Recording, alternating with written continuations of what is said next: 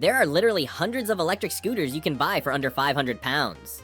Some of them are actually insane, and some of them look like they were designed during a lunch break. So today, I'm ranking 15 of the most popular e-scooters under 500 pounds from S tier to absolute garbage. And trust me, some of these rankings are not what you'd expect, because we're not just looking at top speed. I'm judging these on speed, range, ride quality, build quality, portability, and most importantly, would I actually spend my own money on it? Let's get into it. Starting off, we have the AOVO Pro ES80, and honestly, this thing gives me my first ever e-scooter vibes. It's cheap, it's relatively simple, and it gets the job done. But that's pretty much where the compliments end. The problem is that once you've ridden some of the better scooters on this list, this starts feeling seriously basic. The ride isn't anything special, the range isn't amazing, and there's just not much here that makes me think, yeah, this is the scooter I'd recommend. D tier. It's not completely useless, but there are much better options. Next up, we have the Honeywell M5, and this one is interesting, because just look at it. This is the kind of scooter where you see the listing and immediately think, okay, what's the catch? It looks aggressive, the specs look impressive, and the price can be ridiculously low, but this is where you have to be careful. A huge motor number on the product page doesn't automatically mean you're getting an amazing scooter. The overall package matters, and for me, this is another D tier.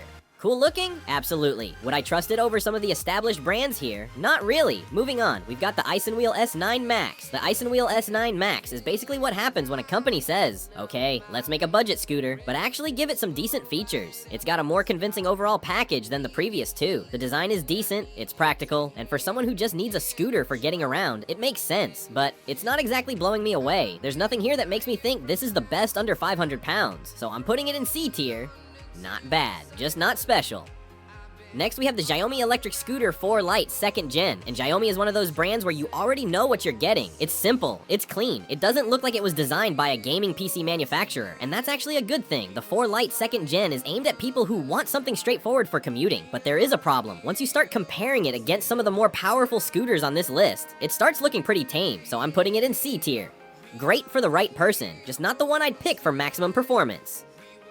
Now we've got the Navi V40, and this is a brand I think gets overlooked, and the V40 is actually pretty interesting. It's got that clean, modern commuter design and doesn't scream, hello, I have a 2,000 watt motor, which I appreciate. It's the kind of scooter you could actually use every day without feeling like you're riding a mini motorcycle. The problem? Again, there are stronger options coming up, so I'm giving it a B tier, solid, reliable looking, but we're not at the good stuff yet.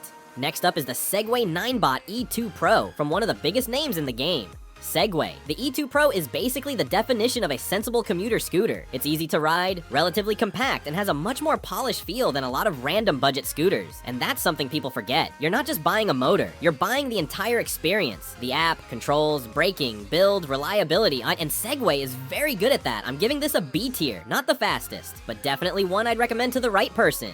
Moving on to the Xiaomi Electric Scooter 4, and this is where things start getting interesting. Compared to the Lite, this feels like an actual upgrade rather than just paying for a different number on the box. It's faster, more capable, and just feels more like a proper all-rounder. And if you're mostly commuting around town, this makes a lot of sense. But I still wouldn't call it the best scooter here, because now we're getting into scooters that are starting to take performance seriously. B tier. At number 8, we've got the Pure Air 3, and this is one of those scooters that doesn't necessarily win the spec sheet competition.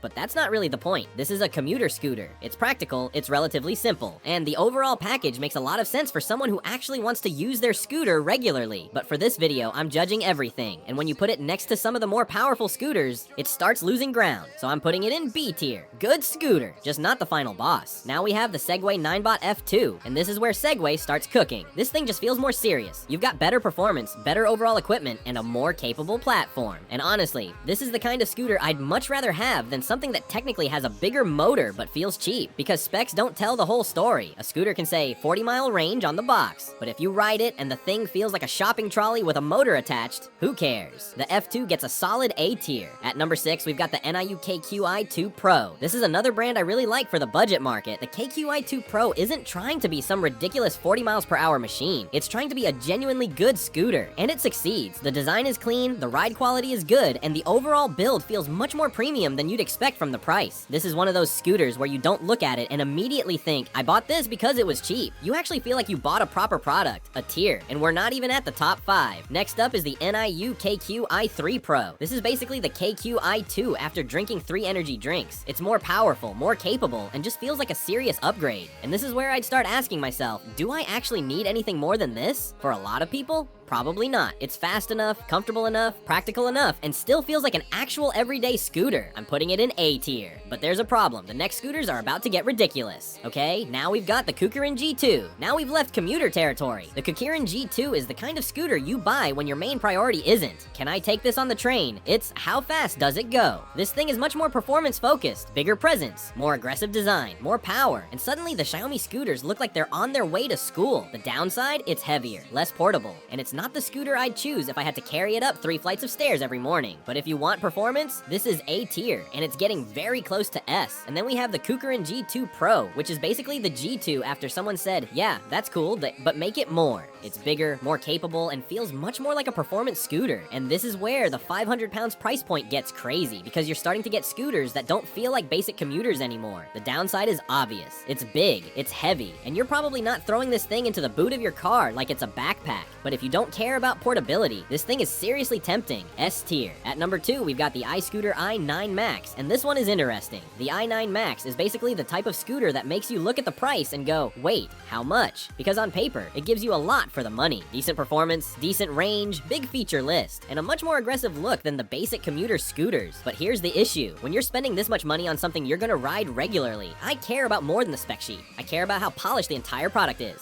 And that's why it's A tier for me. Very good, but not my number 1. And finally, number 1. So, what actually wins? This is where it depends on what you want. If you're looking for a proper everyday scooter, I'm giving the win to the NIU-KQi3 Pro. It's comfortable, polished, practical, and doesn't feel like you're taking a gamble. But if you want maximum performance for the money, the KuKirin G2 is the winner. And that's the crazy thing about this price range. There isn't one perfect scooter. There's the perfect scooter for you. If you commute, NIU. If you want speed and performance, KuKirin. If you want something simple and reliable, Xiaomi or Segway. And if you see some random scooter online claiming 40 miles of range, 30 miles per hour, and 1,000 watts for 299 pounds, maybe don't immediately hand over your money, because there's a reason it's 299 pounds. So that's my tier list of the best e-scooters under 500 pounds. And honestly, this price range is way more competitive than I expected. You've got basic commuters, you've got proper performance scooters, and then you've got the completely random ones with specs that sound like they were generated by AI.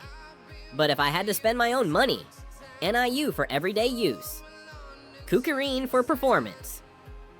And that's the list. Now I'm curious, what scooter would you put in S tier?